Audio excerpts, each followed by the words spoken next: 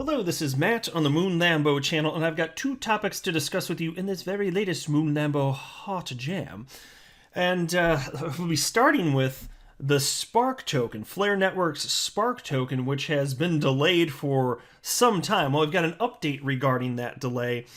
And I think initially, if memory serves, I believe initially the estimate for the airdrop to be complete, I'm pretty sure it was July of last year. Summer. And so I'll tell you this, I'm one of the individuals out there that's more on the sympathetic side of things. In terms of development of something like this, you never know for sure what you're going to run into along the way. And so yes, production's gotten pushed back, but this happens with software in general all the freaking time. I'm just used to encountering stuff like this in my life. And it just means that people, no reason to think they're not operating in good faith, just they did their best to come up with a reasonable estimate. And as they found out as time passed, the estimate was not in line with what reality would require. And so I don't get upset with that, but there are a lot of people within our community that are frustrated. And I understand it, but I'm coming from a place where I'm willing to cut a bunch of slack here. You know, we're going to get a free token here. It's adding utility to XRP and the XRP ecosystem specifically, as well as other cryptocurrency ecosystems, but specifically XRP. It's going to be a net plus in all likelihood. And so as long as I have confidence that these individuals are operating in good faith, it personally doesn't bother me. And then I've also got this from the Wall Street Journal. Yes, we have more mainstream media covering the SEC versus Ripple case. Look at this headline. Ripple's legal brawl with SEC could help settle when cryptocurrencies are securities. And also, Attorney John Deaton had some stuff to say about this particular article, so I'm going to share his thoughts with you. I also went ahead and printed it up. Hear that? Some dead trees in my hands. I printed that up and I highlighted the parts I found most interesting. I even made a few notes to make sure I wouldn't forget a few of the things that I wanted to share with you. But I want to be clear at the outset, I do not have a legal or financial background of any kind. I am not offering legal or financial advice. And you definitely should not buy or sell anything because of anything I say or write. I'm just an enthusiast who enjoys making YouTube videos about crypto topics, but just as a hobby and just for fun. So here's a brand spanking new tweet from Hugo Fillion, who is a co-founder and CEO of Flare Networks. And he tweeted out the following regarding the delayed Spark token. For all those asking where their Spark tokens are, we are upgrading Songbird before the end of March 2022 with the final two protocols required before Flare launch. This will then allow us to proceed to Flare launch. A full roadmap to Flare launch will be released in the coming weeks. So there you go. Well, we should have a specific date within the next few weeks, but at least we have a general sense of when we're going to hear more specifically on this. But this is the latest from him. Less than 12 hours ago, he put out this tweet. And then there was this. Somebody named Neil responded to that and wrote, "Can't wait. Coinbase held back our Songbird tokens, so we are very hopeful they will at least honor their original word with Spark tokens." And Hugo responded, "We are working on this." So I'm not sure which part he meant they're working on. It would be neat if he's working on the Songbird portion. I'd be curious because Coinbase and a bunch of other exchanges, frankly, are just refusing to acknowledge that it even exists, which is kind of just offensive as a customer. But even if he's just talking about the Spark token side of that, that should have been fleshed out, right? Sort of. Well, that was discussed too, actually. So take a look at this. Here's a separate tweet from Hugo. He wrote, "With regards to exchange distribution of the Spark token, we have reached out to the largest exchanges to get full definition on what they require in order to distribute the token so that Flare meets those requirements."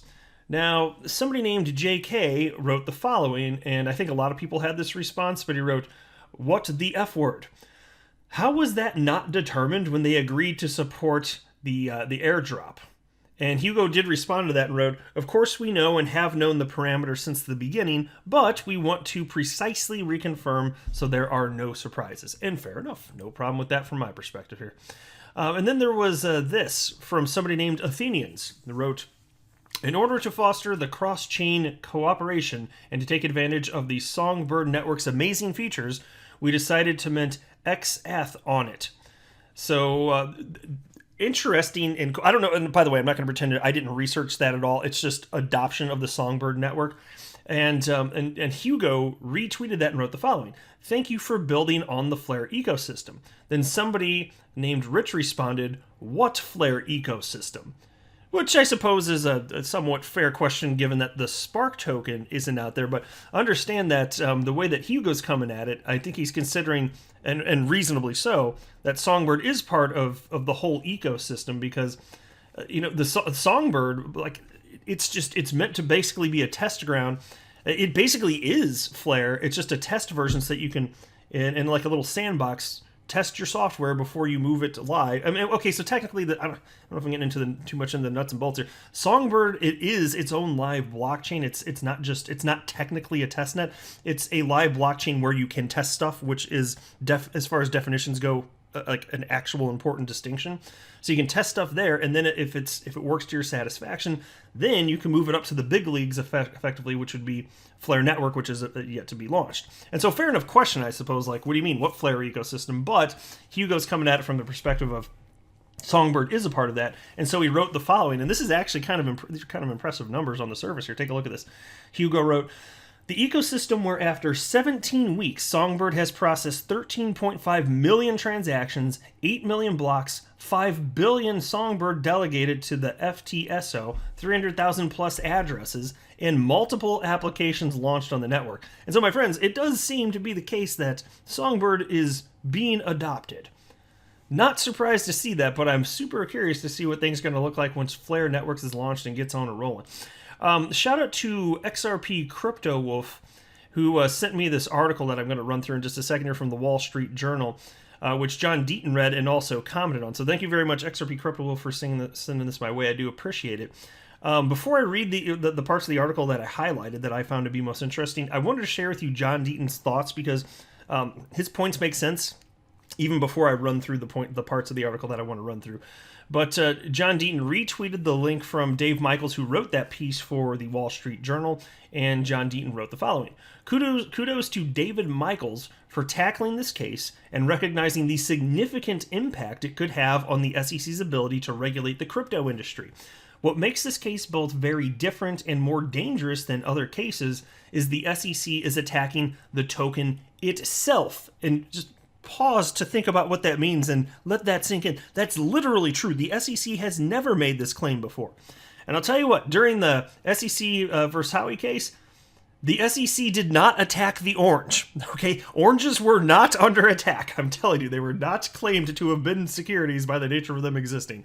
But here with XRP, different story. Anyway, John continues. In previous cases, the SEC alleged specific sales during a specific time period constituted illegal security offerings. Here, the SEC claims that every transaction from 2013 until today made by anyone, including secondary market sales independent of Ripple, are all illegal.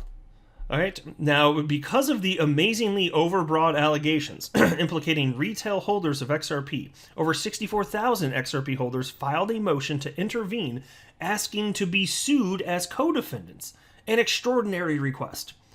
Recognizing the damage caused, Judge Torres granted XRP holders amicus status. Make no mistake about it.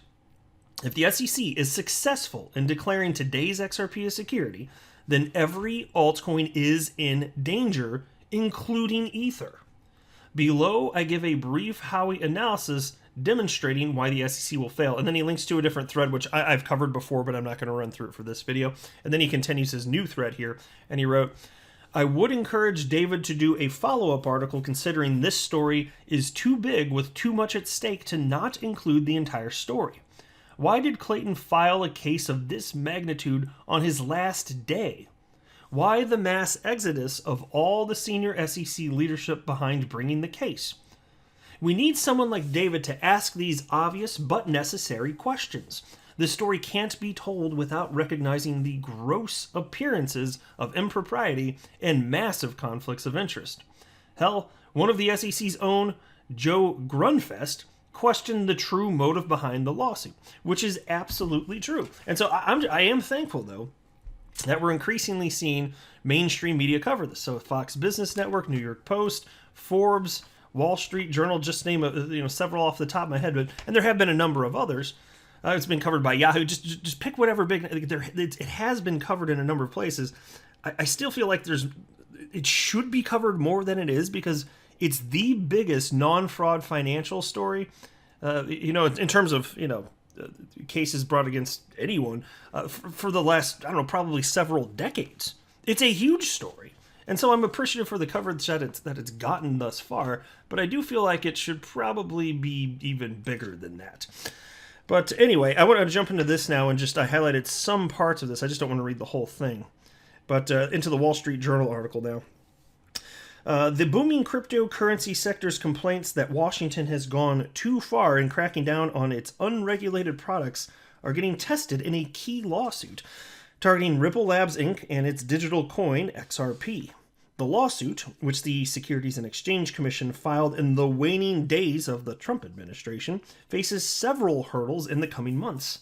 A Manhattan federal judge has been asked to decide, for instance, whether Ripple can argue regulators should have clearly announced which digital assets they oversee, rather than using enforcement actions to bring the industry to heel. Now, some XRP, notes here in a separate paragraph, some XRP sales occurred before the SEC first said in 2017 that many cryptocurrencies should follow laws written to shield investors from fraud and misleading hype. And again, they first stated that in 2017. And so I gotta ask you here, why would the SEC feel the need to say this if it's so clear which cryptocurrencies are securities? If this asset class is so sufficiently regulated and there's no confusion amongst market participants, why finally in 2017 did they find it necessary to note that many cryptocurrencies should follow laws written to shield investors from fraud and misleading hype? Shouldn't that just be a given? Were they saying that about other asset classes? Were they saying that about equities, any stocks whatsoever? No? Okay, well then what in the ever-loving hell is going on there? Then the next part that I highlighted. Despite the SEC's 2017 guidance, thousands of digital coins have been sold in recent years without regulatory oversight. The SEC has brought enforcement action against 56 token issuers, according to Cornerstone Research, but almost all settled with the SEC without going to court, where the regulator's legal arguments could be tested by a judge or jury. An SEC win would boost its case to impose investor protections on more of the $2 trillion crypto market, while a loss would reinforce the industry's call for Congress to write clearer and more suitable laws. Let me just pause to note, I'm not trying to be overly critical here, but if an SEC wrote here, SEC win would boost its case to impose investor protections. Is that what we're calling it? If somebody punches you in your face, is that a protection? Because that's basically what this feels like to me. You know what I mean? Does anybody feel like the SEC is protecting you right now? I don't think so. The SEC is the bully in the playground, as far as I'm concerned. And then there was this. Either way, we are going to have an opinion that would be used by other players in the space to inform how they act and decisions that they make, said Catherine Dowling, General Counsel of Bitwise Asset Management, which manages several funds that hold cryptocurrencies. And so, look, that quote right there, that shows that market participants are still looking for clarity. Market participants do not feel that they have clarity. And they're not stupid, they're not wrong. Nobody operating in the space, except for like Joe Lubin, thinks that there's sufficient clarity. That's about it. And so that's why, again, Catherine Dowling's quote here. Either way, we're going to have an opinion that would be used by other players in the space to inform how they act and decisions that they make. Well, that's for damn sure, right? Ripple touted XRP's commercial use, but didn't disclose that it paid a money transmitter to accept the coin. The money transmitter sold the digital coins, which gave the appearance that XRP was in greater demand, according to the SEC. So this is I'm not trying to be overly critical here. I know that they're talking about MoneyGram. There is no other money transmitter in such a position, certainly not that I'm aware of. And they're the only one that's been talked about, including in the case. So although MoneyGram wasn't called out by name in this Wall Street Journal article, that must be who they were talking about. And this is actually factually incorrect what they wrote here. They wrote that, where's the word? They're here. Yeah, Ripple touted XRP's commercial use, but didn't disclose that it paid a money transmitter to accept the coin. That's not true. I've actually covered this many times, even back in the day, because Bitcoin maxis, they were coming out of the woodwork to say, see, the only way you can get somebody to use on-demand liquidity is if you pay the customer to do it. And I'm just like and it's like, no, in order to get new technology adopted, it's commonplace to provide incentives, sometimes monetary incentives. And so I remember defending that. It was public knowledge, so I'm not sure why the author didn't think that that wasn't disclosed, but it was most certainly unquestionably disclosed. So anyway, it's just a small thing, not the end of the world, but I just thought I want to correct that. Then there was this. Ripple says its claim that the SEC has been cagey about which crypto assets it regulates supports its argument that it lacked fair notice about XRP status. The case, which might not go to trial until next year, has been closely watched because many crypto companies insist regulators would update regulations for digital assets rather than use lawsuits to enforce rules written in the 1930s. And so I'm not sure where he got that, but a trial starting next year, 2023? Well, from what I gather from the attorneys that speak within the XRP community, that doesn't seem likely. Perhaps it would stretch to summer of this year, 2022, but I'm not sure where this author is getting the idea that the trial might not or might go into 2023. I'd be very surprised. It's already gone on long enough as far as I'm concerned, but anyway. And then there was this. Ripple got U.S. legal advice as early as 2012 that XRP could be deemed an investment that would require SEC oversight, according to the agency's court complaint. Yeah, I got something to say about that. Ripple got legal advice. So that right there, the SEC's arguing their attorneys told them it was a security. Like, no, that's not what they freaking said. Ripple's legal advice didn't say that it was likely that the SEC would come after them or that the SEC would be right if they came after Ripple. They didn't say that at all. It's just because something could happen, it doesn't mean that it's probable or right. And the SEC is just so disingenuous. They're arguing that this memorandum from Ripple's attorneys to the top execs warning that this was a possibility, that indicates that they knew that they shouldn't have been doing what they were doing. That is illogical. That does not make sense. That does not pass the smell test. And then there was this. The XRP cryptocurrency is more like Ether than digital tokens the SEC has previously targeted, according to Ripple. Both are decentralized, meaning they are maintained by a network of users and not a single company. And so look, consider this. The SEC runs an XRP ledger node without Ripple's permission, proving decentralization. Think about this. The fact, and for those of you who don't know, like, I'm not kidding.